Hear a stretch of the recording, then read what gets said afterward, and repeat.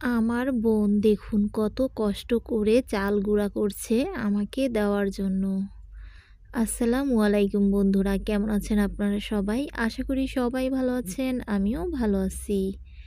তো বন্ধুরা, দেখতেই পাচ্ছেন যে হাত দিয়ে কিভাবে চাল গুঁড়ো করে আবার চেলে আমার বোন এই চালের গুঁড়িগুলো আমাকে দেবে, এজন্য ও এটা করছে। কতটা কষ্ট করছে বোনের জন্য দেখুন। হাতে চাল গুঁড়ো করছে, গুঁড়ো করে এই গুঁড়োগুলো আমাকে দিয়ে দিবে, আমি নাকি বাসায় নিয়ে যেয়ে পিঠা বানিয়ে খাবো। কতটা ভাবে দেখুন, তো নিজের বোনই এভাবে ভাবে। আজকে আমার ছোট বোন যেটা মারা গেছে, ও যদি থাকতো, ও এরকমই আমার জন্য ভাবে। মায়ের মন, আমার মা দেখুন কত কিছু দিয়ে দিচ্ছে আমাকে।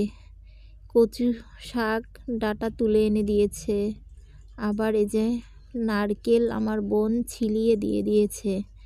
তারপরে এই যে আমার বোন, আমার মা তাল শাঁস, এই যে তাল খেয়ে যে আটিটা থাকে, এটা আমাদের ওদিকে রেখে দেয়, এরপরে আবার ওটা খায় কেটে। এই যে মোচা দেখছেন, এই মোচা আমার মা পেড়ে দিয়েছে। তারপরে এই যে দেখুন একটা অনেক বড় একটা চাল কুমড়া, এটাও দিয়ে দিয়েছে। এটা বাড়ির গাছের, অনেক ওজন, প্রায় ৬-৭ কেজি ওজন হবে, অনেক বড় একটা চাল কুমড়া। এই সব জিনিস দিয়ে একদম বস্তা ভরে তারপরে দিয়ে দিয়েছে। তারপরে আরও আছে দেশি ধনিয়া পাতা দিয়ে দিয়েছে। তারপরে দিয়ে দিয়েছে এই যে দেখুন গমের ভিতরে যে বালিয়া শাকগুলো আমরা তুলেছিলাম, সেই শাকগুলো দিয়েছে। তারপরে গাছের লাউ শাক দিয়েছে। তারপরে যে এখানে আমার ফুপু আমাকে চাল দিয়েছে, পিঠা বানানোর চাল। তারপরে এই যে দেখুন এখানে আমাদের বাড়িতে জাঙিতে এই পুঁই শাকের ফলগুলো অনেক ধরেছিল, এগুলো আমার জন্য রেখে দিয়েছে যে ও আসলে এগুলো নিয়ে যাবে।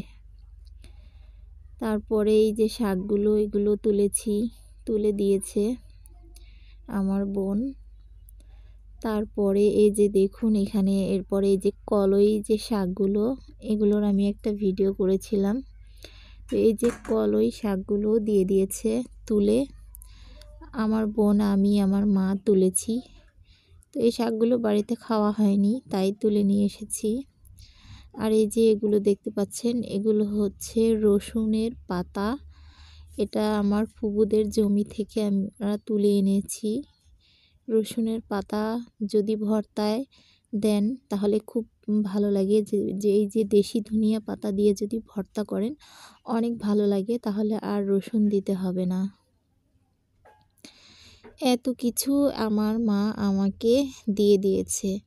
তারপরে আরও দিয়েছে এই যে গুড় দিয়ে দিয়েছে, খেজুরের গুড়, চালের গুঁড়ি দিয়েছে, চাল দিয়েছে, তারপরে গুড় দিয়ে দিয়েছে, নারকেল দিয়েছে, দুধও দিয়ে দিয়েছে।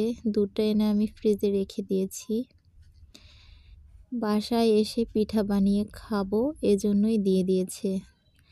তার জামাই যায়নি, খায়নি, তাই এগুলো দিয়ে দিয়েছে যে জামাইকে যেয়ে বানিয়ে খাওয়াবে।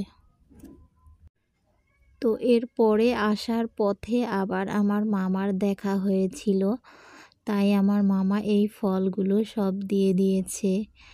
আনারস দিয়েছে, মালটা, কমলা, আপেল, তারপরে বড়াই দিয়ে দিয়েছে, আঙুর ফল দিয়ে দিয়েছে। এই সব ফলগুলো আবার আমার মামা আমাকে দিয়ে দিয়েছে যে বাসায় নিয়ে যেয়ে খেও। তারপরে এই সব কিছু নিয়ে বাসায় আসা অনেক কষ্ট হয়ে গিয়েছিল, তারপরও কষ্ট করে এসেছি। তারপরে এগুলো এনে সবগুলো প্যাকেট থেকে বের করে পরিষ্কার করে রেখে দিচ্ছি, যাতে নষ্ট হয়ে না যায়।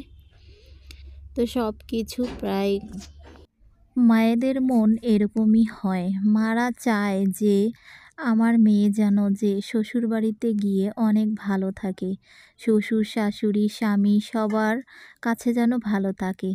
তাই সে চেষ্টা করে যেন সব কিছু দিয়েই যেন খুশি রাখতে পারে।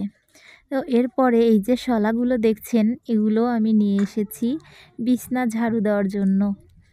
এগুলো আমার মা আমার জন্য রেখে দিয়েছিল, এগুলো নিয়ে এসেছি। আমি আমার মাকে অনেক ভালোবাসি। আমি চাই আমার মায়ের জন্য কিছু করার জন্য। তো কারা কারা মাকে ভালোবাসো তারা অবশ্যই কমেন্ট করে জানাবে। আজকের ভিডিও তোমাদের কাছে কেমন লাগলো? আর কিছু আমার মনের কথা শেয়ার করলাম তোমাদের সাথে। তো এই যে দেখতে পাচ্ছ মাংসটা, এটা হচ্ছে খাসির মাংস। তো এটাও আমার মা আমার জন্য রেখে দিয়েছে বাড়িতে, আমার ভাইয়ের নামে আকিকা দিয়েছিল, তাই কিছুটা মাংস আমার জন্য রেখে দিয়েছে। আমি তখন ছিলাম না, তাই নিয়ে যেতে বলেছে, বাসায় নিয়ে গিয়ে সবার সাথে খেতে বলেছে। আবার ওখানেও খেয়েছি। তো আজকের মতো এখানেই বিদায় নিচ্ছি। আল্লাহ।